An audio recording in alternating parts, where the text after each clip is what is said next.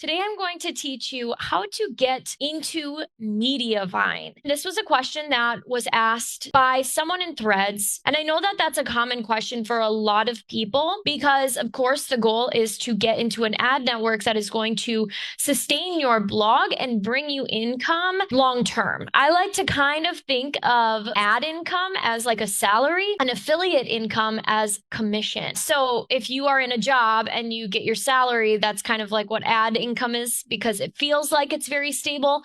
And then on the other hand, affiliate commission is kind of like the cherry on top. The very first thing, I have several points to this, and I will go into detail about how you can get into Mediavine faster. But my very first point is to ask yourself why you want to get into Mediavine. I think a lot of people want to get into Mediavine with this sense of hope that once they do, then they're set for life and they're just going to make a bunch of money from it, and they don't have to worry about income from their blog anymore because they will always have income. And that's unfortunately just not true. If something happens to your website where your traffic declines, this could be seasonality. This could be an update with Google. This could be another source of traffic crashing. I've actually been in a situation, this was back in 2018, 2019, where our website was doing really well with Pinterest. And then Pinterest decided to, number one, switch their algorithm and actually block a huge portion of creators on the platform. For a lot of people, this was absolutely devastating. If you were in Mediavine, it wouldn't matter because you wouldn't be making a ton of money from your content anymore. So I really want you to ask yourself why you want to get into Mediavine, because it's not this benchmark that everyone thinks it is. Trust me, I love Mediavine. I love the ad income that comes with it, but it's not this, oh, you're going to be safe from all blogging woes forever kind of thing. So ask yourself why. Why do you want to get into Mediavine? If it's about the money, which, okay, let's be honest, it's about the money. We want to make money from the work we're putting out there. That's okay to say. If you feel like it's weird for you to say, well, I don't want to be out there telling people that I'm only blogging for money. Okay, what does it matter? Lots of people get jobs for money, right? If you're doing a job, you should be paid for your work. So that's a money block, and you kind of got to get past that. But if it's about the money, which 99.9% of it is, other people just say, oh, it's just a benchmark. And then I feel like I've made it in blogging. I totally get that. But if it's about the money, realize that affiliate marketing will be the best thing for your blog. You will make significant income from your blog through affiliate marketing first, especially if you focus on intentional traffic. What that means is you're getting readers to your website that are looking to buy something. And if you can find buyers and attract them to your site through proper keyword research and targeting those keywords and using proper SEO, you will make money. For example, I started a blog not too long ago. It's brand new. I posted 8 or 9 articles on it. And then I stepped away from the website because I was hosting Travel Blogging Summit Nashville, which was a huge event. And it was just too much for me to focus on a website and this huge event. So I took a step back from that website. It is not in the travel niche, but I had posted one affiliate post on that blog, right? One post, and then I left it.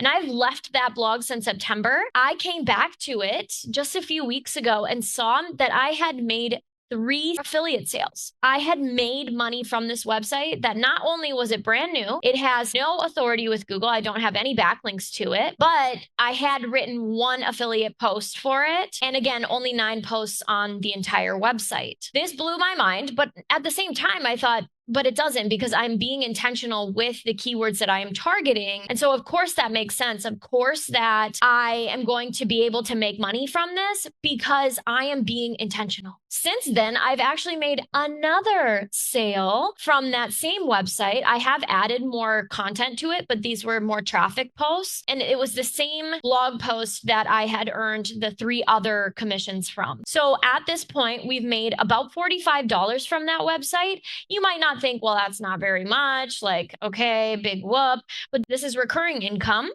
And it's not bad for a blog that only has 9 blog posts on it that I left in the dust for like 4 or 5 months. if you want to earn money with your website, focus on affiliate marketing first. You're going to make way more with affiliate marketing than you will ever make with ads, or you should with proper affiliate marketing skills.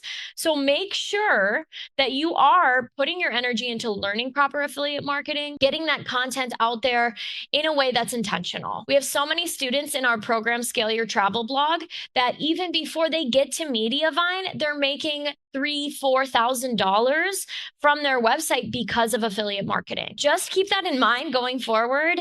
That is your best bet to make the most income from your website, affiliate marketing.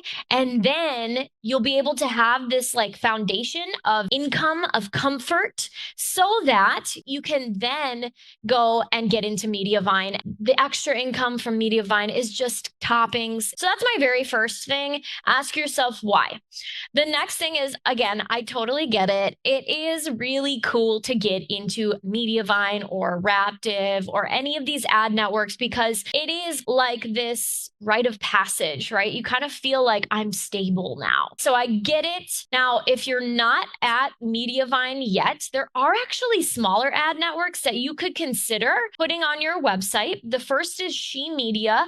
I've heard really amazing things from it. A few problems here and there. Sometimes their support isn't the best, but at the same time, you could be making several hundreds of dollars per month that you might not have been making had you not put on ads onto your website, had you just waited for Mediavine or Raptive. So I do recommend a smaller ad network. Again, She Media is a good one. Monumetric is another good one that I would recommend. Now, I would not necessarily recommend Ezoic. That's another ad network that's not so great. I've heard really bad things about them. I've heard a couple of good things too, but overall, the consensus is that it's not a very good one. So I just really recommend staying clear of that if you can help it. Some people can't help it because, to be honest, with Mediavine or with some of these other ad networks, you actually will need to have the majority tier 1 traffic, which means you are getting traffic mostly from the US, UK, Canada, Australia. And unfortunately, some blogs just aren't getting that type of traffic, and that's totally okay. And in that case, you might have to shop around for another ad network. The next thing is to go for Mediavine. After you've created that foundation of affiliate marketing, go for Mediavine with all of your might. Go for Mediavine. I started my blog, for those who are curious, back in 2014. It was a bad time. I struggled until 2019 when I finally realized that SEO was the way to go. I couldn't just try to write stories and ideas on things that people weren't searching for. I wasn't getting any traction with that. Nobody could find my content. So I needed to make sure that people were finding my content. I tried Pinterest first. It didn't work out for me. I had over 1 million monthly viewers on Pinterest, and I still got like 3,000 people to click through to my website. In my opinion, that ROI was not great. I took so many courses on this and it just didn't do well for me. And so I switched over to SEO. I learned it very quickly. I will pay people to teach me everything they know about it. I will listen to every podcast, every YouTube video, read every book, buy every ebook that I can get my hands on in order to really take in all of this information and then make my own conclusions from it and test it out. So I did that. And it took me from September 2019 to February 2020 to go from about 3,000 sessions to meet the Mediavine threshold. But that was because I was also kind of psycho about it. I wrote a blog post every other day. I knew that we had to make money from this because the other income source that we had, which was teaching English online, was kind of dwindling. China was deciding to ban online English teaching, but I could no longer teach in the future. So I knew I had to make something else work. Otherwise, we would have to go back and get a regular job. So I did. Again, I worked really, really hard. I pushed every single day to get out at least one post every other day and reached Mediavine very quickly. I did this by using a strategy that I'm going to tell you about. That is through targeting hidden keywords. Now, this is a strategy that I created and honed and mastered back then. Some people have renamed renamed it. They now call them zero volume keywords.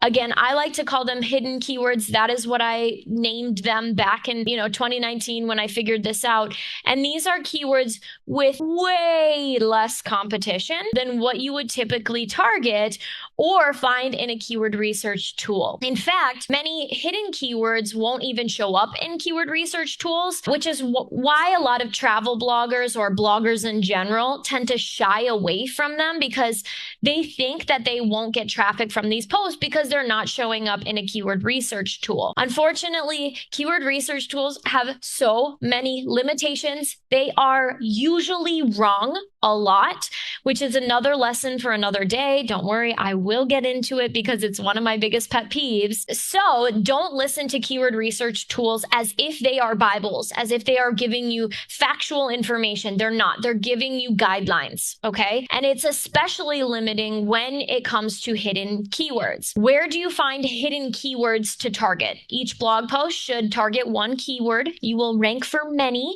but you should target one keyword per blog post.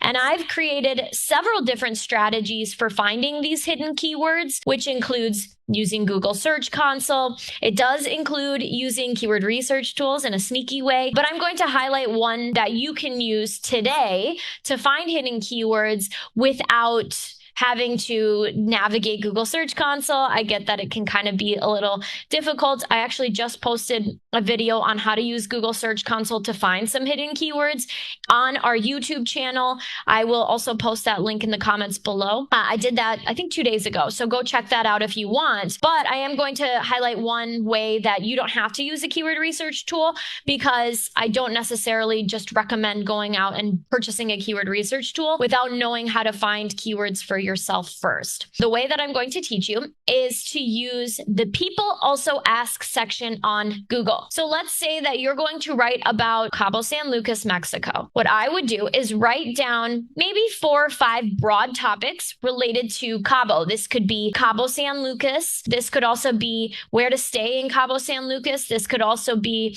things to do in Cabo San Lucas, restaurants in Cabo San Lucas. Those 4 things, just write them down on a document. And then what you're going to do is go to Google. I would do this in an incognito window just so that it's fresh information. It's not tailored to you. And then I'm going to search each of those topics separately. And if you scroll down after you search those topics on Google, there's a section that says People Also Ask, and they are going to give you information. And I'm actually going to do this literally right now. So I'm going to do things to do in Cabo San Lucas. I've searched this. I'm scrolling down to where it says People Also Ask, and I see 4 questions. What is Cabo San Lucas best known for?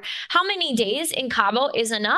Is there a lot to do in Cabo San Lucas? And can you drink tap water in Cabo? Those are 4 separate topics that you can write 4 separate posts on. Now, the cool part about this is that a lot of times you'll hear bloggers say, and that's because this was true for blogging for at least a decade, where Google likes long form content. And I get that. You should still be robust when writing your blog posts. However, you have to remember that now, because of AI, Google can kind of see right through the really robust content, the kind that are just adding fluff in there so that their blog post is 5,000 words and has more content than other ones, so they outrank them. It's really not the case anymore. Determine how many words you should write on that topic by looking at the other search results in Google and seeing how much they wrote, and then be competitive with that. But also realize that, again, with these People Also Ask questions, you can typically be pretty short with your answers and with your blog posts. Now, I'm not saying write 200 words and just be done with it. No, don't do that. Definitely write at least 800 words, depending on the topic. I would say even more, typically, but I would say probably minimum 800 is where I would recommend what I'm seeing these days on Google. Now, there are 2 other places where you can find these hidden keywords, and they are free tools that I'm going to tell you about. The first is called Answer the Public. It was, I believe, bought out by Neil Patel. So I'm sure some of you know who Neil Patel is. He's like the king of SEO. He bought out this site, and basically it shows you People Also Ask questions on this site for free. I believe there is a limit to how many you can do each day, but it will give you a lot of ideas. The other tool that you can use is also free. It's called Also Asked. Okay, so Google those, use those to your advantage. There are some limitations to not using your Google Search Console to do this and not using a keyword research tool to do this, but this is a really great place to start. And if you want to learn more about hidden keywords and how to get these blog posts ranking quickly so that you can get onto Mediavine, be sure to join us and Scale Your Travel Blog. It is our course and coaching program. We're the #1 course and coaching program for travel bloggers looking to grow using SEO, affiliate marketing, and email marketing. Again, I'll leave the information in the comments below. But then the final tip that I have for you today for getting into Mediavine is to get backlinks. Get backlinks to your blog posts. All right, backlinks are not dead in 2024. In fact, because of AI, because of the helpful content update that happened in September, they are more important now than ever before. So make sure you get some backlinks. If you are unfamiliar with what backlinks are and how to get them, I'm going to leave a link to a free guide that I created about backlinks in the comments below. So be sure to grab that and check out some of the easiest ways to get backlinks. All right, I hope that this was helpful for you. If you have any questions, feel free to leave them in the comments, and I will see you in the next one. See you